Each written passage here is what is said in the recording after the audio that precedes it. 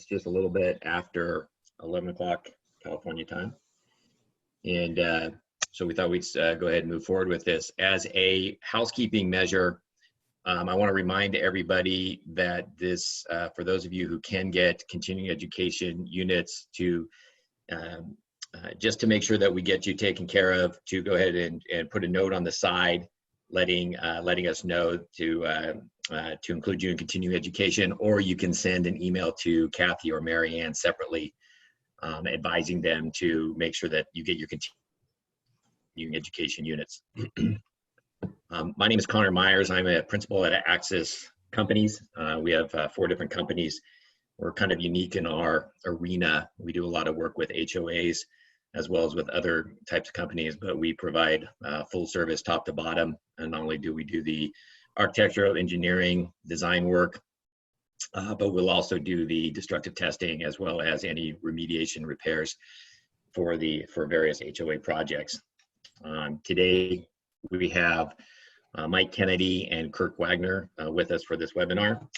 I've known Mike for a long time. He's a partner at Berding and Weil. For those of you who don't know, I'm sure most of you do know, Berding and Weil is a very well-respected law firm throughout the state of California and in other places, representing a number of different homeowners associations. Mike has been a litigator for over 20 years.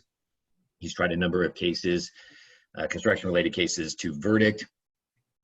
He currently represents only building owners. However, in his past life, he represented developers, contractors, and insurance companies in litigation-related claims. So he comes to his current position with a unique perspective, having been on the other side as well and understanding how they operate. Also with us today is Kirk Wagner. Kirk's with Axis Consulting. Kirk's a licensed structural engineer in the state of California. He's also a licensed engineer in a number of different states around the nation. He has lived in the Bay Area for a number of years. He's currently in Southern California. He operates both throughout the entire state of California, so he does understand nuances of doing design work in the Bay Area in Northern California as well as Southern California.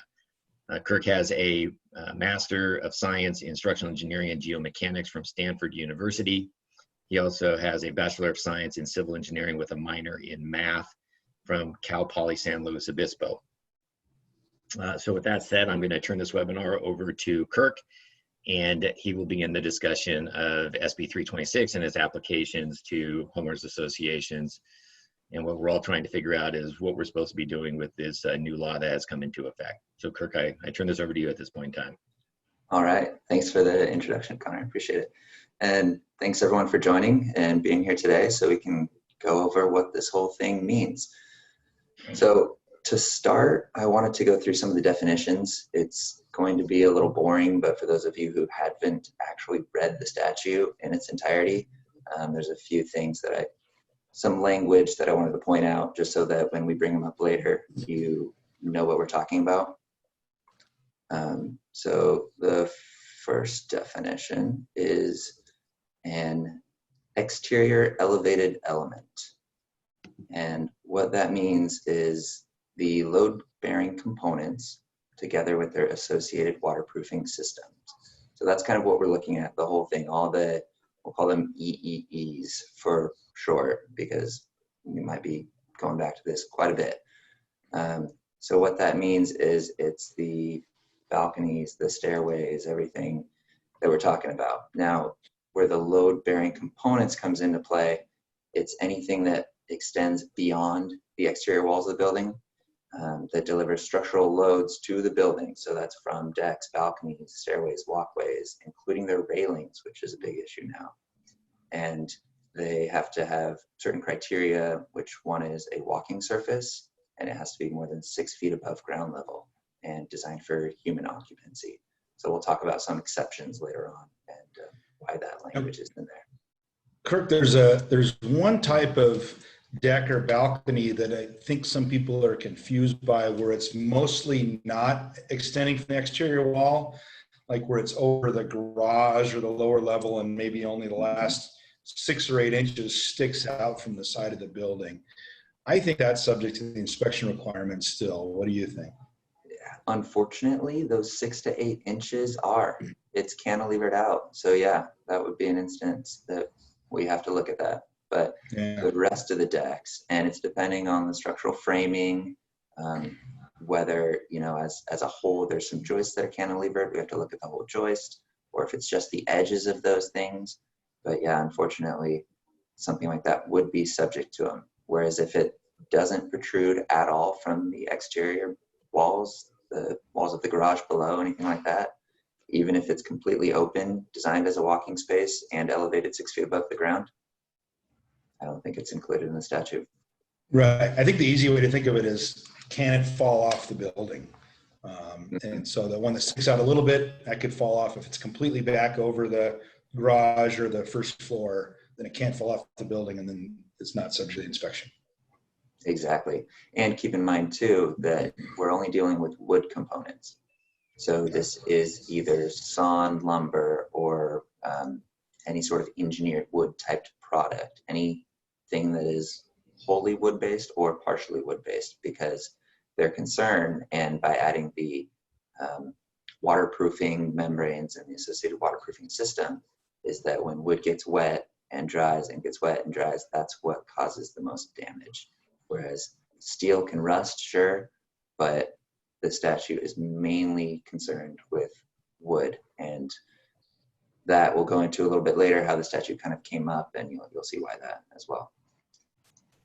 So a couple other quick definitions here. I won't spend too much time on this. The associated waterproofing system, which I mentioned before, that's going to include flashings, membranes, coatings, anything designed to keep water off of the load-bearing elements, the wood elements below. We're going to talk about visual inspections. So that's what we're going to try and keep the inspections to as much as possible, because the other side of that is destructive, which you all probably know doesn't sound good. We want to stay away from that. So we're going to try and do some visual inspections to the greatest extent that we can, whether it means opening up vents, using bore scopes, moisture meters, Right. that sort of thing. Right, because it's a visual inspection of the components, not just the deck or stair landing, right? So we still do need to see the bones on the inside. Mm-hmm. Yeah, exactly. And again, we'll talk about that a little bit more, just going over the definitions here. The last one, which is probably one of the most confusing and it can mislead people a lot in the statute, is the statistically significant sample. And that has to do with the number of decks that require inspection, or stairways, or whatever the load-bearing elements are. So the language reads that a sufficient number must be inspected to provide a 95% confidence. Confidence interval, it's the same thing, if you know statistics. And it's an interesting definition. It's not just a percentage. If you had 100 decks, 80 of them would need to be inspected. If you had fewer decks, like 30, then 28 of them would need to be inspected. So it's not a direct formula. There's a couple tweaks here and there, but that can cause a lot of confusion. And I think Michael and I were talking, and he brought up different types of decks. Yeah, and also, even if the decks are built the same, but you got a 3-story building, the 3rd-story deck is going to shield the 2nd-story deck a little bit. So the 3rd-story deck might deteriorate quicker than the 2nd-story deck, or the decks on the southern elevation get all the winter storms hit them, so they get more weather than the decks on the northern elevation or something. So would you treat all those decks the same, or would you take into account where they are on the building under this statute? So the statute says type, load-bearing element type. So if it's a deck that is framed the same and has the same general configuration, whether it's stacked up on top of each other, whether it's on a north face or an east face, we want to treat those the same, and we should treat those the same based on the language, because if we start breaking those up into different types, we're going to have to inspect a lot more than if we lump those together and say there's 100 total, and we don't have to inspect as many. So it's a little bit of a savings there. So I think we are probably getting ahead of ourselves, but that'll give you a background on some of these definitions. So if we jump into the general information. And you may know some of this already, so I apologize, but this whole thing came about because of a balcony that collapsed in Berkeley in 2015. 6 students died. It was determined that the balcony was not constructed properly, which led to, I think it was built 7 years prior, and the wood started rotting out because the waterproofing system was not working correctly, and it ended up collapsing. So the state said, hey, we need to do something about this. And this is the result. So yeah, as I mentioned, it applies to decks, balconies, stairways, walkways, railings, elevated 6 feet above the ground, wood products. If we go here, let's talk about timing. The first inspection needs to be completed by January 1st, 2025 at the absolute latest. There is one exception, and that's if the building was built and the certificate of occupancy was issued after the 1st of this year, then you have until 2026. So you have 1 extra year if that's the case. Right. Well, and it's an extra year, and it's also sort of a shorter cycle for newer buildings, because if you've got problems that early in the building's life, and keep in mind that the building in Berkeley, the Library Gardens Apartments, where the balcony fell off, was only 7 years old. And so the first inspection is due after 6 years, because if you have this kind of a problem in a newer building, that's a construction defect. That's not deferred maintenance. So you want to catch that sort of thing early in the building's life. And then after that, you go to the longer every 9-year schedule. Exactly, every 9 years after the first inspection. And you have to keep the reports on file for 2 cycles, so 18 years. Right. And they are an association record during that time for any member or prospective purchaser to get their hands on. And another important part of this that I want to bring up is the requirement that these inspections and reports need to be done by a licensed structural engineer or architect. So there are other requirements. I'll let Mike talk about that later. The visual inspections need to be done, but these are a lot more stringent.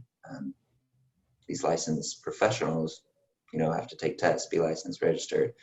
It's a lot of work. So anyone claiming that they can do these inspections, specifically saying SB 326, make sure that you have the right person. Because if you pay someone to go out there and do something and they're not one of these licensed professionals, you're wasting your time and money. I went over the statistically significant sample. I don't want to get too far into the weeds on that one because it's a little math based, but if anyone has any questions, we can talk about that later. So let's go over the inspections themselves. Like I said, we want to try and keep them visual as much as possible. Ideally, best case scenario is all the load bearing elements are already exposed and they're not covered by some sort of soffit, stucco. In that case, we possibly wouldn't have to do any sort of destructive investigation at all. We can get below it, we can get above it, we can take a look at everything and say, yes, it's good, no, it's not, need to fix, that sort of thing. That would be the fastest, quickest, most inexpensive inspection there is. If they're covered up, then we have a couple options. What we want to try and do is use either existing vents there or access points. If we have to, we can drill some small holes and get a borescope in there to take a look. That's on a case-by-case basis. We can take a look at what you have out at the development and make a decision on what it's going to require based on that. And then, of course, the inspector's role is to come up with a list, figure out what we need to inspect, and then coordinate with the owners, the association, to provide access to where we need to go on what days, and we work with you to do that.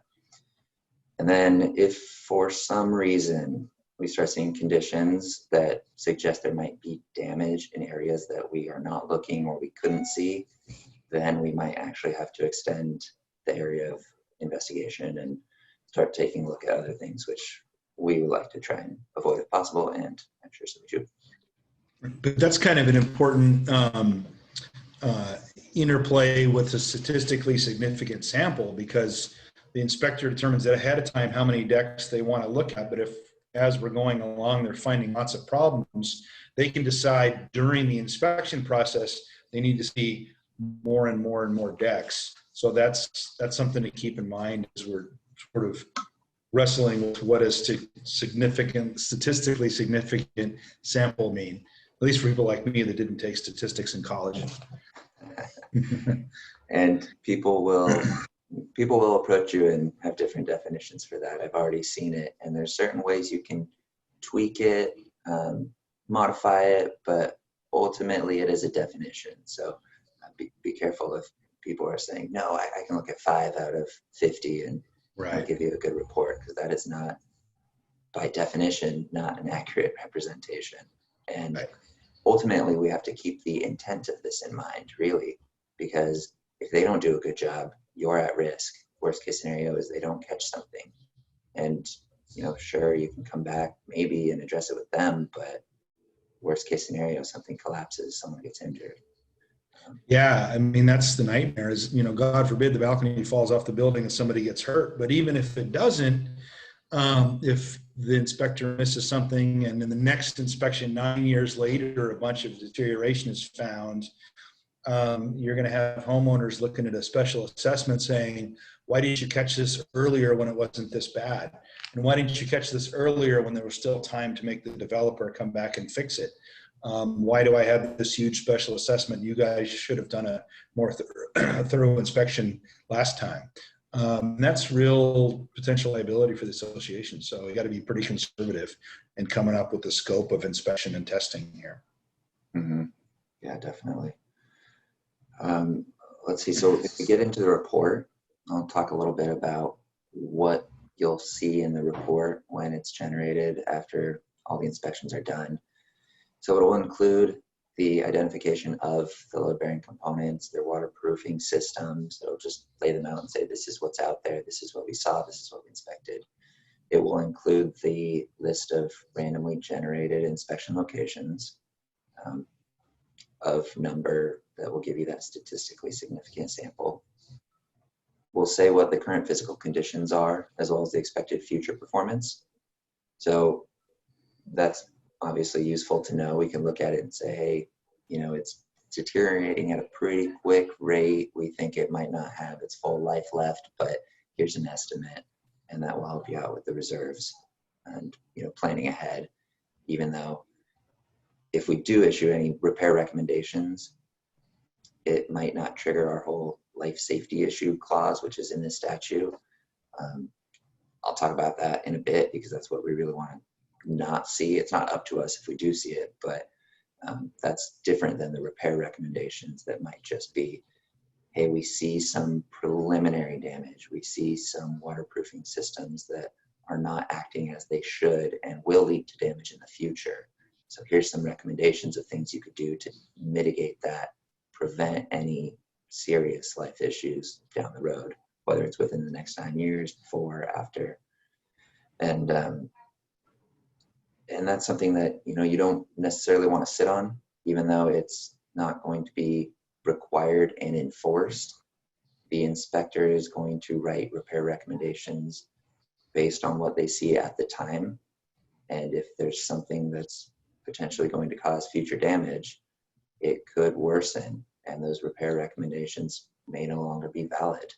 So yeah, if the board pushes off the recommended repairs for a couple of years, not only is the damage going to continue to get worse, but labor costs may change, material costs may change.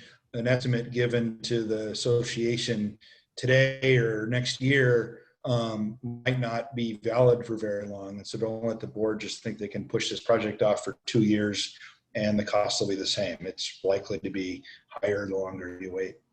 Yes, exactly. So the next couple of slides are just a sample report, kind of what you would expect to see generated by us. It'll have your HOA, whatever it is. We'll do an introduction, some background information, the statistics of it, and the list of randomly generated units, balconies, whatever need to be inspected. We'll talk about our findings. We'll talk about repair recommendations, if there's any, and then we'll kind of talk about next steps and have these things documented with photos of any issues we uncovered, and, that sort of thing, put it all together. If you have any questions while we're working on it, while we're done, after we're done, then we can address that there. But I want to talk about next about the life safety issues and what that triggers.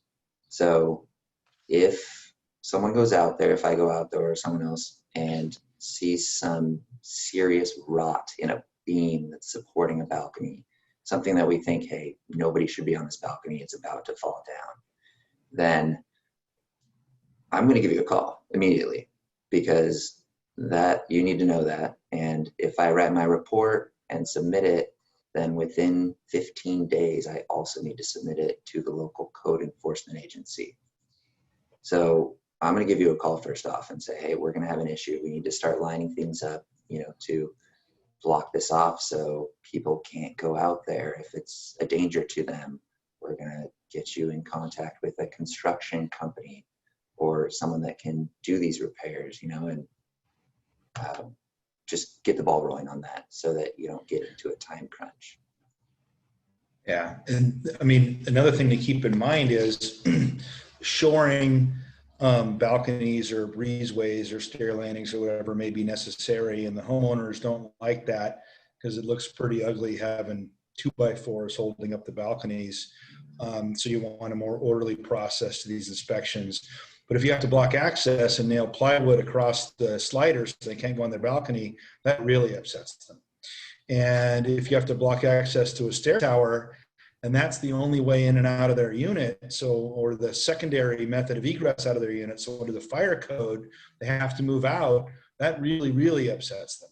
So that's another reason to follow the best practices we'll talk about a little bit later in our presentation, and do these inspections early and in the most orderly process, because those having to do the shoring and preventing access to compromised structures is a pretty nasty surprise for the membership of your association. Yeah, and the statute is a little vague on the enforcement aspect of it, but they do have one line in there that says local enforcement agencies shall have the ability to recover enforcement costs from the association. So we want to get that taken care of before that question comes into play, really. Don't want them to be coming after you for costs of whatever it is, whenever it is. Right. I mean, the reality is we don't really know how different municipalities are going to enforce this. So the city and county of San Francisco might take one approach, and Contra Costa County does something different, and the city of Walnut Creek does something completely different. So that's why, especially early on in these inspection cycles, when we don't really know what the reports are going to say, and we don't really know how the different municipalities are going to enforce this, then we want to be pretty conservative to make sure that all the associations have complied, no matter what anybody says. Mm-hmm. Yeah. So we have received some questions. I'm going to go through some here, and then we'll, of course, answer more at the end if you type them into the chat. But just some frequent questions we've already received from people, see if we can address a few here. One of them is, are high-rises included? And in general, no, because construction type 5 is the only one that allows for exterior combustible elements. So basically anything wood, which is what this statute applies to. And there's a height limit of about 50 feet. There's some exceptions here and there, but in general, it won't apply to high rises because they're not going to have wood balconies supported by wood, nothing like that. They'll be concrete or structural steel. Another one, are enclosed decks and walkways included? We addressed that a little earlier, talking about if it cantilevers off of an exterior wall, then yes, but if not, no.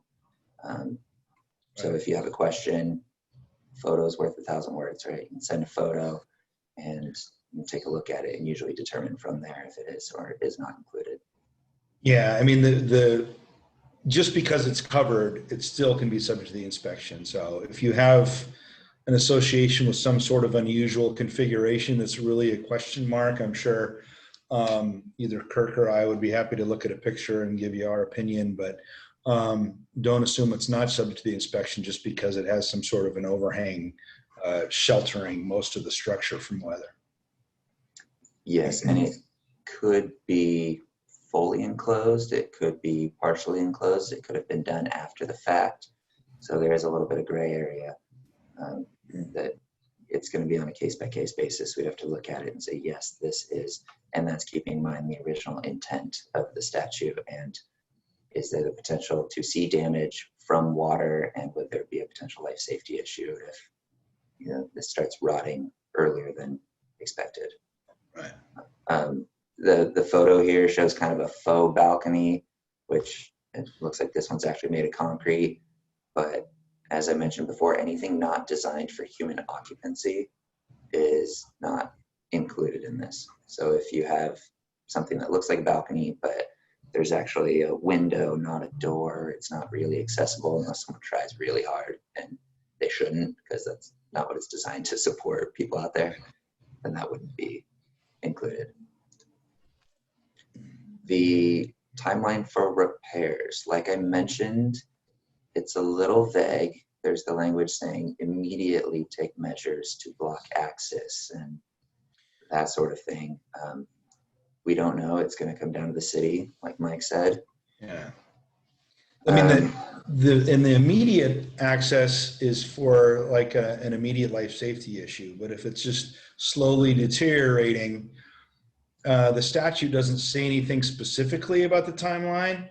But keep in mind that the board's fiduciary duty is to perform repairs as efficiently and cheaply as possible. So the sooner the repairs are done, the cheaper the repairs are.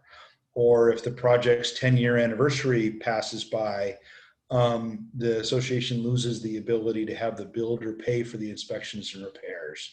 And so just as a practical matter and under existing laws about the board's fiduciary duties and responsibilities to the membership, the repairs should be done, the sooner the better, because the sooner they're done, the cheaper they are. Mm-hmm. One question we've received also is, can the same company who does the inspection do the repairs? I think that question came up because in Senate Bill 721, which is similar but slightly different, applies more to apartment buildings, they prohibit that. In this case, yes, and we think it's actually beneficial to do that because now you have two companies coupled together, used to working together, and we do that all the time we have Axis Construction, so I do design work with them, inspection work. They're ripping open something and they give me a call. Hey, we found something. We don't want to cover it back up without you taking a look.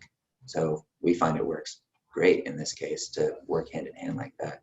And if you have a licensed architect or structural engineer who's giving you a quote, it's good, especially if there's destructive investigation expected. It's good to have someone already that you're talking to on the construction side who's used to opening these things up and being able to close them up or install vents or handle that, because the licensed architect or engineer is not going to do that. You don't want me up there with a drill and a saw, believe me. And then the last is the inspectors versus the developers tasks and that sort of thing. Most of it falls on the inspector. We're responsible for generating the list of inspection locations, submitting the report, recommending repairs. What we do rely on the development for is providing access, coordinating with homeowners, making sure that everyone's aware of what's going on. So I'm not climbing up on a ladder on someone's balcony and they say, hey, what are you doing? That's what we would rely on the development for. Yeah, and generally under the statute, the association has to have the inspection done, has to hire the inspector and have the inspection done. Inspector decides what to look at and how many inspection or how many balconies, breezeways, stair landings to look at, issues the report, and then the responsibility flips back to association, has to follow inspector's recommendations. So association doesn't have to worry about which balconies to look at, but they do have to follow the inspector's recommendations, and they do have to have these inspections done. Mm-hmm. And I know I've got a couple other questions that we've received. I try to work a lot of them into these ones. I think one of them that Mike is going to talk about next is, aren't inspections already required? So I'll But They you answered are. that one, Mike. Yeah, so they are. There's an existing inspection requirement as part of the reserve study update process to have a physical inspection of everything the association has to maintain every 3 years. And that's typically done by the reserve study specialists themselves. There have been California Bureau of Real Estate guidelines published for years recommending that a contractor be involved because the reserve study specialists may be the best reserve study specialist in the state, but isn't going to know how much it costs to replace all the siding on the building and to rebuild the balconies. So to get more accurate numbers in your reserve study, that should be a contractor anyway. That type of inspection clearly wasn't enough from a safety standpoint because that update doesn't look at the structural integrity of the building. So that's why this new requirement that isn't just an exterior visual only inspection, we're looking at the actual structural components, looking at structures that may fall off the building and hurt somebody. And so it's a little bit deeper investigation. Every third reserve study update. That's why it's every 9 years. And these SB 326 do not replace the requirement for those. Exactly. There are several different inspection requirements separate from this new SB 326. The CC&Rs often require independent investigations and inspections at different junctures of the building's life, typically at least once before it's 10 years old. Almost every association will have a maintenance manual from the builder, if it was built in the last 15 or 20 years, that will require inspections as well as maintenance at certain regular intervals of different building components. And if the association fails to follow the maintenance manual inspection and maintenance requirements, that's a defense to an SB 800 claim. So those are serious responsibilities the association already has. And then under the existing reserve study update statute, Civil Code section 5550A, as I mentioned, every 3 years, the association has to have a reasonably competent and diligent visual inspection done. And like I mentioned, the Bureau of Real Estate has published guidelines about how that's to be done. Almost nobody follows those guidelines. That would have been a lot more expensive to have your reserve study updated. And so now we have this more comprehensive inspection every third inspection cycle. And it's going to cost a lot more money to have these inspections done than what associations have been spending.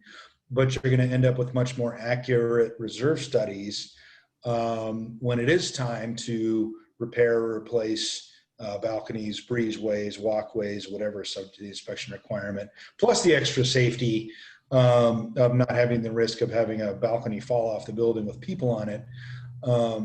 Because that's a problem in, aging 50, 60, 70-year-old projects that have had a lot of deferred maintenance. And it's a potential risk in newer projects. There are several instances where that's happened. None, thankfully, as tragic as the apartment building in Berkeley, but there are several associations that have had incidents like this too over the last few years. And keep in mind that apartment building in Berkeley was only 7 years old at the time of that failure. So it could happen to any building. Let's look at the next slide. The problems with the existing inspection requirements are that it's components with a useful life of under 30 years. Now, the useful life of a new condominium building theoretically might be 75 or 80 years. You wouldn't expect to completely rebuild all the balconies. And so that may not be in the reserve study if it's expected to last longer than 30 years. And it is visual only, and there is no requirement about who does the inspection. So under this new inspection requirement, it has to be a design professional, a structural engineer or an architect.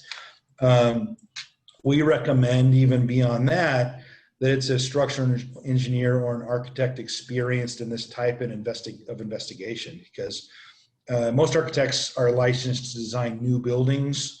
They're all licensed to design new buildings, but the investigation of an existing in-service building and checking its progression towards needing important replacement parts or deterioration due to water intrusion should be a subspecialty license. It really isn't, but you want an inspector who's experienced in that type of an inspection. And the existing reserve study update inspection requirement has inspections only from accessible areas. And so if the balcony faces, only landscaping with, bushes and trees and it's too hard to get to, or it's 3 stories up, or it's, covered over by something else, then it wouldn't really get very much inspection under the existing earlier reserve study update inspection requirements. So that's another reason why every 3rd cycle of that inspection, we take this more comprehensive look by a design professional. Yeah, we're going to climb through the trees and get in there, and we have to look at it. And if there's a wood beam that cantilevers out, and that's the load-bearing component of the deck, if it's completely covered in stucco, these inspections aren't going to cover it, but we're going to look at it. And you don't always get signs that there's damage underneath that stucco. There might be some staining, some leaks show, but you don't always know until you open it up, and that's what we're going to do. Yeah, Kirk, I'm sure we've both seen in construction defect investigations over and over that the deck looks fine or has a little bit of staining that somebody else might think it just needs a power wash or repaint.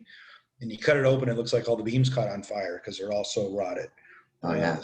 The stucco on the exterior isn't waterproof, but it doesn't deteriorate from water exposure. It lets water through, but it stays fine. And it's the structural wood inside that you can't see deteriorates because it's had the exposure to water and a chance to rot away. And so that's what needs to be checked.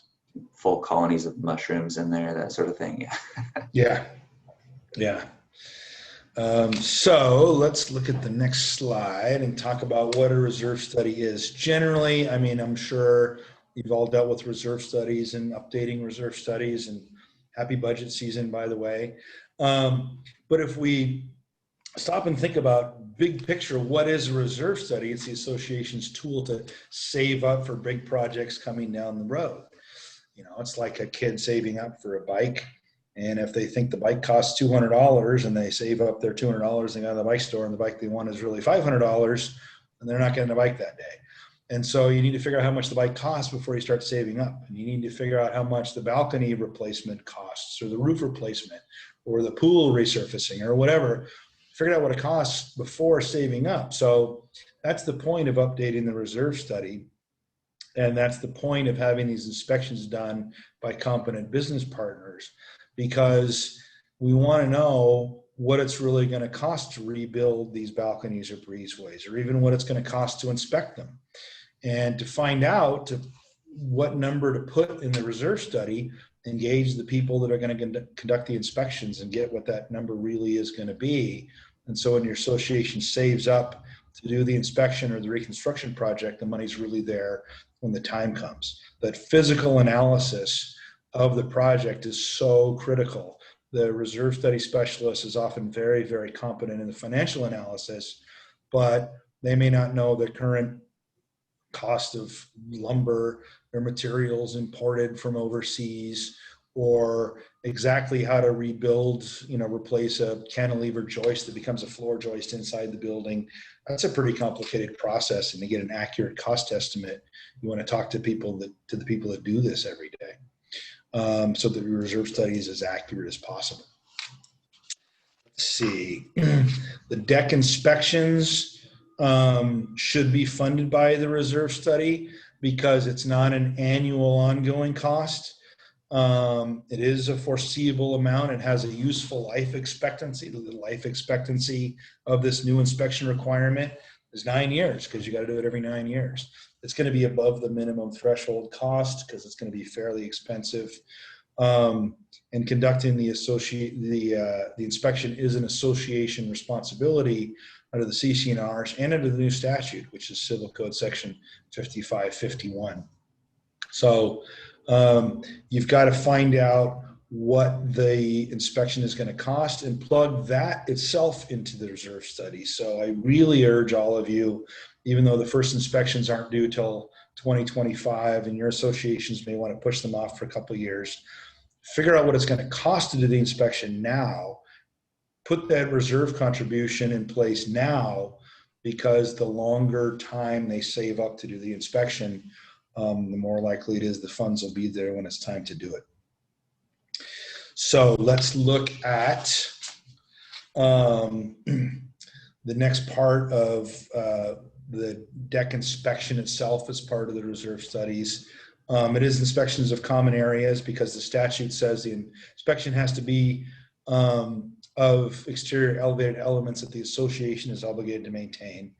So that makes the inspection of them an association responsibility.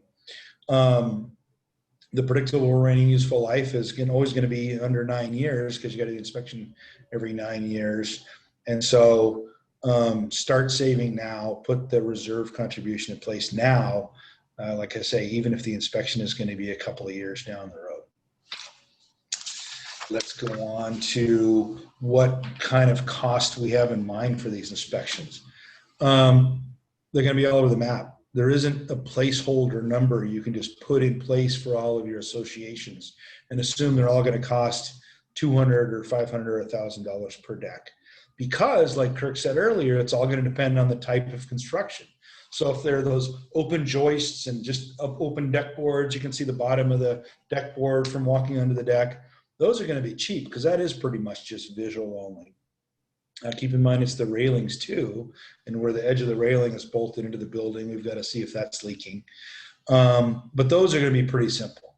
All the way up to the most complicated type of inspection is going to be your deck that has stucco soffit underneath, lightweight concrete above, because we've got to check the membrane. The top of the deck is going to be concrete, then membrane, then plywood, then the joists and some airspace, and then the stucco underneath.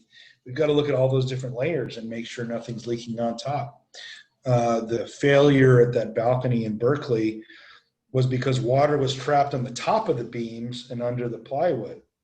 So we've got to really look at all the different component pieces, and in the water and the deterioration may be invisible in some places. And so it has to be a pretty comprehensive inspection. And access may be more difficult based on the type of construction and also just the location. If your balconies are down some narrow path in between a bunch of landscaping, that may be tougher than the ones facing a driveway that it's easy to get a lift up to. So if you need a lift, a ladder, that's all factored in. We have been able to do some of these for a little cheaper than that 500 to 800 range, but it's, it's based on every individual development. So and it's just, it can be a very wide range. So I think even if they're going to do the inspections a couple years down the road, get an estimate of what the inspection will cost now, don't you think, Kirk? Because now we know what's put in the reserves. Yeah, and costs increase over time, so it might not be the exact same cost, but at least then you have a basis of, what do you think it's going to be? You can put something in there, and you're not just guessing at it. Right, because what we don't want to do is say, well, my other association used $800 a deck, so I'll plug it in for this one. Because then you get to inspection time and it's going to cost $3,000 a deck and you're woefully underfunded and you have to do the inspection. And we're looking at a emergency special assessment potentially. And now we have an angry mob showing up at the board meeting and they're in person by that time and you're afraid to walk to your car after the meeting's over, and that's all bad. We're trying to avoid all that outcome. We want nice, predictable outcomes with no surprises that don't upset the whole membership. So get the number for the inspection. We're not even talking about the repair cost, just the inspection cost. Get that number now so that we know what to put in the reserve study so we're saving up accurately. And let's talk about, so we take the deck inspection estimate, share it with the reserve study inspector, and that's going to be a pretty big update to the reserve study. Now, if the project is under 10 years old, it is possible to recover the inspection costs from the builder along with any repair costs. Because keep in mind, if it's a younger project and we need balcony reconstruction, that's not from deferred maintenance, that's from construction defects. And so we can get the cost for the inspection back from the builder. But assuming that's not an option for your association, you want to incorporate this inspection estimate into your reserve study. So have the inspector and the contractor doing the testing with the inspector, share that information with your reserve study provider, have all these business partners work in tandem And that's the best service you can give to your association so that everything is as accurate as possible. Now, then we get the inspector's report. Fast forward to after the inspection is done. No, let's go back one. The repair recommendations, assuming it's not a life safety issue, those repairs will need to be done. That's also potentially a reserve study line item because we're talking about repairs of common area, association maintenance responsibility, but we don't have a lot of time after we get the report until we do the repairs, because like Kirk mentioned earlier, the cost is going to go up. So you can't get the report that says it's going to cost $20,000 a deck to do the repairs you need to do, and you figure you're going to wait 5 or 6 years and save up via the reserve study, because it's not going to cost $20,000 a deck anymore. The cost will have gone up, labor costs. It's going to be worse. It's going to be that, as well as the damage will progress. If we're seeing damage, we're seeing an issue, it's going to keep getting worse and worse. And even if you got repair recommendations and repair details, they might not apply anymore because now you actually have to do more. Right. And your project's 10-year anniversary may have gone by, so now you've lost the ability to recover the cost from the builder. And so you take the inspector's report and incorporate it into the reserve study, but there's also a lot of urgency to get these repairs actually done. Now, it's not all scary doom and gloom, hopefully, because if the inspector's report says that the balconies and breezeways are performing better than expected, because remember, we use this to update the inspected performance and remaining useful life. And so if your reserve study says we need to replace the membranes and X percentage of framing lumber, in 7 more years, and your inspector's report says you can get 10 more years out of it, you can push that task out in the reserve study. And without even adding more funds to the reserve study, your percentage funding will go up. Because if you're 70% funded to do a project in 7 years, and now you have to do it for 10 more years, you just got 3 more years to save up. And so now your funding percentage is looking much better. So it helps the predictability and the reserve study accuracy, whether it's better than expected or worse than expected. But the big takeaway here is that the whole purpose is to update your reserve study so it's more accurate and ensure life safety of the residents of the association. So Kirk mentioned about what happens if there are immediate life safety issues. Yeah, that puts us in a different category, a category we don't want to be in. Yes, exactly. So let's look at the next slide.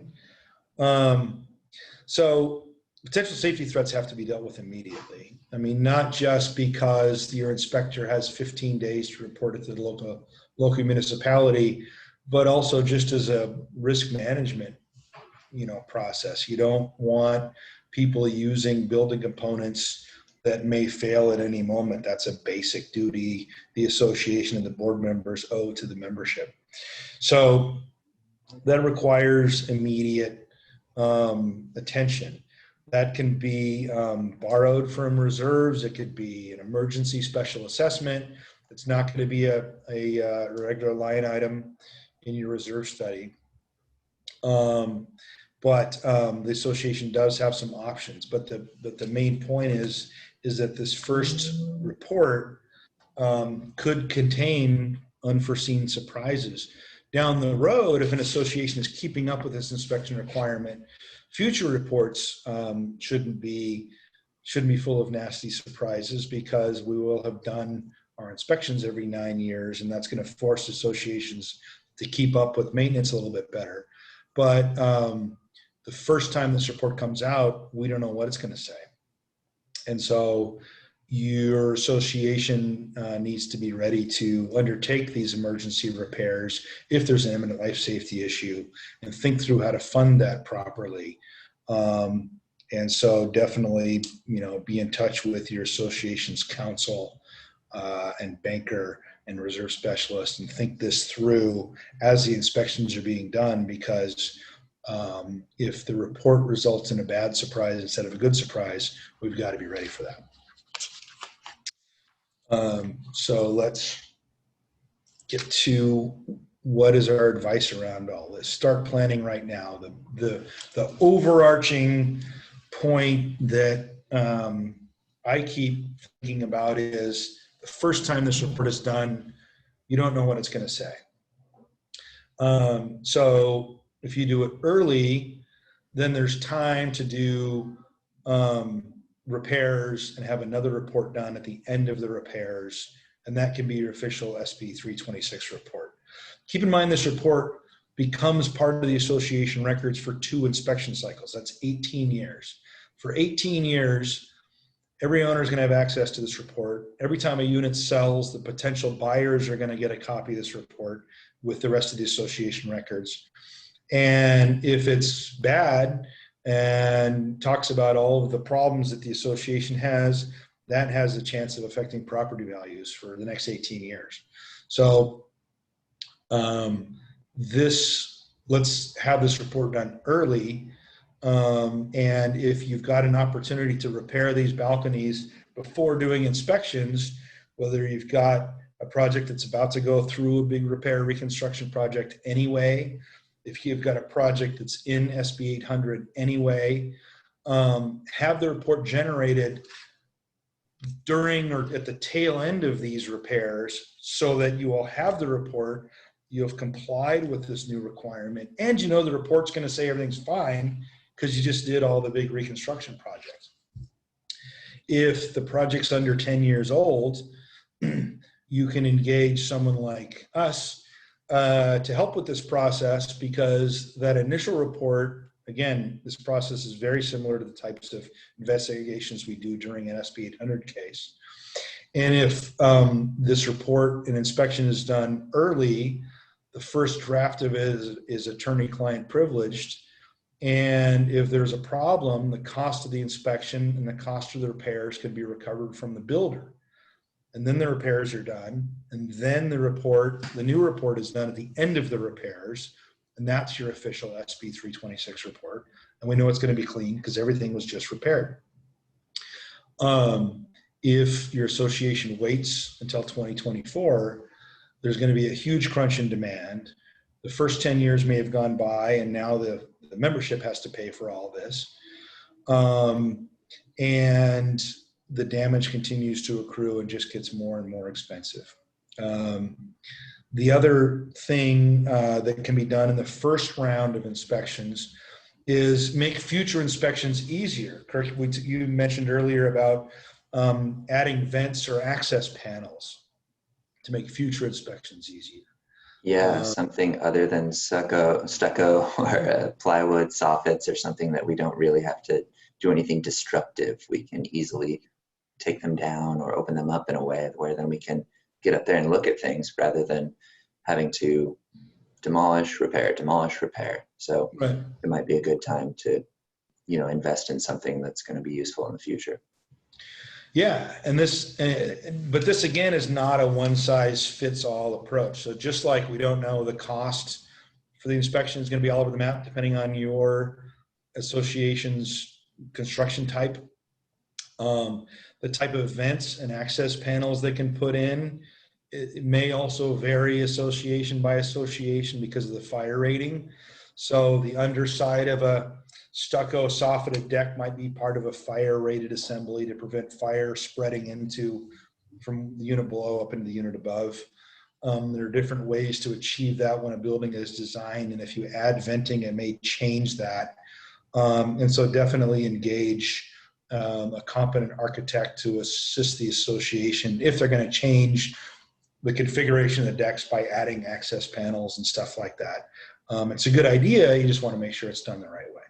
Yeah, it's worth bringing up to look at the costs, and then, if you have all the numbers, then you can make an informed decision. Yeah. So don't let the clock run out. Don't put it off is the bottom line, I guess, for our advice. There's no way we covered all the questions, so let's go to Q&A. How's that sound? Yeah, I've seen some go through in the chat, but I think Kathy and Marianne have been monitoring that. So if you wouldn't mind bringing some up. Let's see. Okay, yeah, there are some questions that that were sent to us first prior to the webinar. Some questions were sent in. One of them was, what is the bare minimum the HOA needs to do? I think we kind of addressed that one about coordinating. First, you need to hire an inspector, someone that can do these inspections, and then coordinate with them to provide access. And at some point, you might have repair recommendations. And if you do, it's up to you how you want to handle those, but we've discussed that also. And then if there's life safety issues, then you have to jump on those immediately. Yeah, I think if the board wants to do just the bare minimum, they're exposing themselves to the risk that the municipality comes back and says you didn't do enough, and the inspection you did a couple years ago didn't count. There's a risk of hidden damage not being discovered, and the cost to repair goes up and is much higher than what was expected, and now you have upset homeowners facing a special assessment. Or God forbid, a balcony falls off the building and somebody gets hurt because something wasn't found. So I don't think this isn't a place to skim and save money, because the costs to back end get pretty high. And how is SB 326 being monitored for compliance, and what are the penalties being imposed for non-compliance? We don't know yet. Yeah, it's going to vary by municipality. The statute says costs of enforcement can be recovered against the association. So the city or county might come after the association. And also keep in mind that if the association isn't doing what it's supposed to do, and therefore something comes along down the road that's a higher cost, like they don't do the inspection and don't find damage, and now the special assessment to the homeowners is higher than it needed to be, enforcement looks like upset homeowners suing the board for breach of their fiduciary duty, or wanting a recall election because they're mad because the board didn't do what they're supposed to do. I would also think, Mike, that you might have some disclosure issues if you go to sell a unit and you have not performed your SB 326 inspections. Yeah, that's a great point too. I mean, it's a double-edged sword, because just like the report goes into the association records, the report being missing from the association records will be pretty apparent as well. So it's not like there are set penalties set out in the statute, but there are plenty of bad things that can happen under existing law for the association that doesn't comply with this requirement.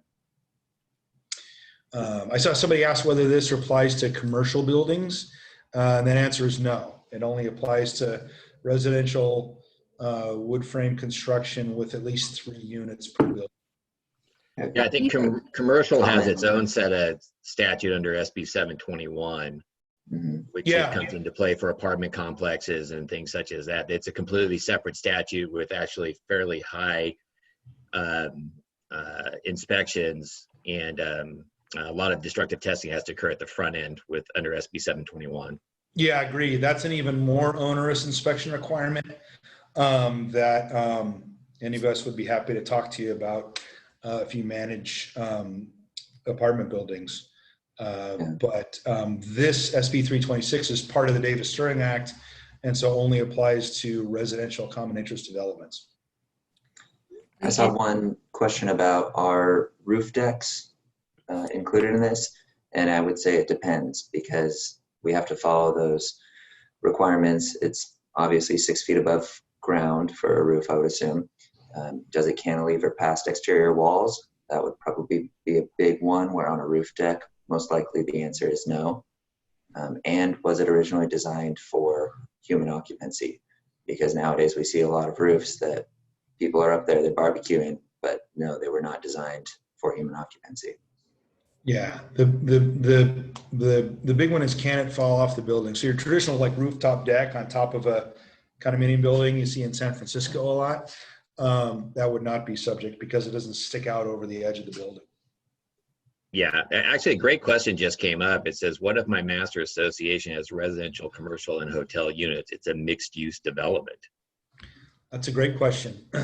I would say in that case, I mean, your mileage may vary, have your council look at the governing documents, but between the sub-associations and the master associations, something will set out who has the responsibility to maintain what. And so if you look at the residential condominium portion that has balconies, breezeways, whoever is supposed to maintain that needs to have these inspections done. So typically that would be the sub-association that manages the residential common interest development portion of the project, but it could be the master association. But whomever has the maintenance responsibility also gets the inspection responsibility. Let's see. Somebody asked, what's the best way to provide these requirements to the boards? You can memorize this whole presentation and now regurgitate it in board meetings, even if they're a month down the road, or invite the relevant business partner to come to the board meeting. I'll come to the board meeting and talk to your board about it. Our firm has done board member education events where we have boards from a bunch of associations. I think providing them a copy of, webinars, there's information out there that's mostly focused towards community managers, but the board members are the ones that ultimately need to know. And so having the appropriate vendor come to the board meeting isn't a bad idea. You can also reach out to Kirk with regards to putting together a proposal based on your particular HOA that you want evaluated, and he can give you some ideas of numbers of what you're looking at for the inspections.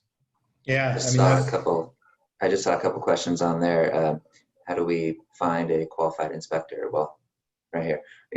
That's right. we do The guy on the proposals. left. We've been sending them out. So yeah, if you want something, just email me. Typically, what it takes is an address, a number of balconies or balconies and units. If you have a breakdown, photos are the best because I can get an idea for, are they exposed? Are they not? That can help narrow down the cost quite a bit. And yeah, we can go from there. Yeah,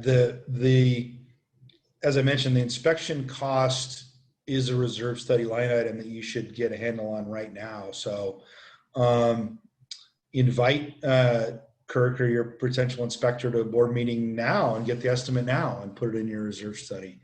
If the building is young enough that the inspection and repair costs can be passed to the builder, now it's an executive session topic that I'd be happy to come talk to the board about. So, but yes, having the appropriate vendor come to talk to the board and help the board understand why they need to do this is a good idea. Let's see. Well, yeah, we're over our time by about 5 minutes, but for those of you that stuck with us, thank you. And any additional questions, feel free to email either one of us. We also are going to do a quick raffle. Oh yeah, raffle. Raffle. Thank you so much for everyone who attended. And we are raffling off.